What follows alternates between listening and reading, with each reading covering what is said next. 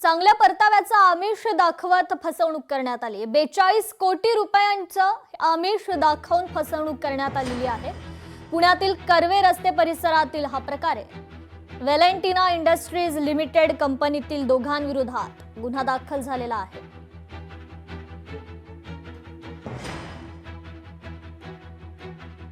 अपुऱ्या पाणीपुरवठा योजनांमुळे पाणी टंचाईचा सावट निर्माण झालाय। कंत्राटदारांना काळ्या यादीत टाकणार असल्याचा इशारा जिल्हा परिषद मुख्य कार्यकारी अधिकाऱ्यांनी दिलाय। जिल्ह्यात 1265 पैकी 867 योजना अद्यापही अपूर्ण आहेत। बीड जिल्ह्यामध्ये सध्या 25% पेक्षा कमी प्रगतीमध्ये असलेले जवळपास 60 योजना आहेत, 60 स्कीम्स आहेत। ते 60 स्कीमचा एक-एकपणे मी रिव्ह्यू घेतलेला आहे। एक कॉन्ट्रॅक्टरला त्याचा परिणाम होईल आणि कॉन्ट्रॅक्टरवर ॲक्शन घ्यायला सुद्धा सांगितलेलं आहे। आणि पॅरलली आपल्या सेंट्रलच्या सुद्धा निधी येणार आहेत। जेव्हा निधी येताना कॉन्ट्रॅक्टर लवकर काम करत आहेत। सो कॉन्ट्रॅक्टरला सुद्धा आपण एक पॉलिसी ठरलेल्या आहेत, जे काम कंप्लीट करून ग्रामपंचायतीला हँडओव्हर करतील त्यांनाच आम्ही निधी देणार आहोत। रनिंग बिलला आपण निधी देणार नाही। जे कंप्लीट करून ग्रामपंचायतीला हँडओव्हर करत आहेत त्यांनाच आपण पेमेंट करतो।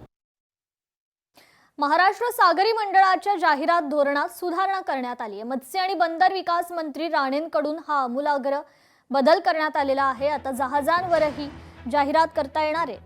फ्लोटेल समुद्रकिनारी जाहिरात फलकांना परवानगी देण्यात येणार आहे। सागरी मंडळाच्या जागा आणि स्टॉल्स यासाठी भाड्याने देण्यात येणार आहेत।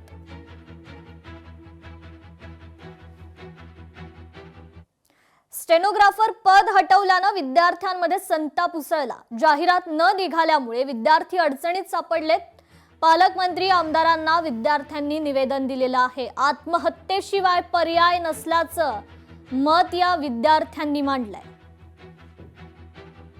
आम्हाला एकच सांगायचं आहे, मुख्यमंत्री एक साइड म्हणतात की आपल्याला रोजगार द्यायचा आहे, बेरोजगारी कमी करायची आहे। आता बेरोजगारी कमी करायची आहे म्हणजे सर्वात मोठा आमचा रोजगार म्हणजे आम्ही होतो स्टेनोग्राफर।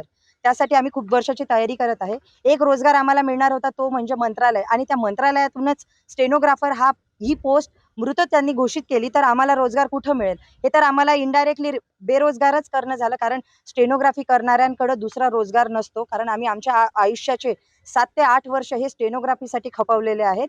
तो हे 7-8 वर्षात आम्ही स्टेनोग्राफी न करता दुसरा व्यवसाय केला असताना आज आम्ही कुठे ना कुठे आमच्या पायावर उभं असतो। पण आज आमच्याकडे आत्महत्येशिवाय दुसरा पर्याय उरलेला नाही।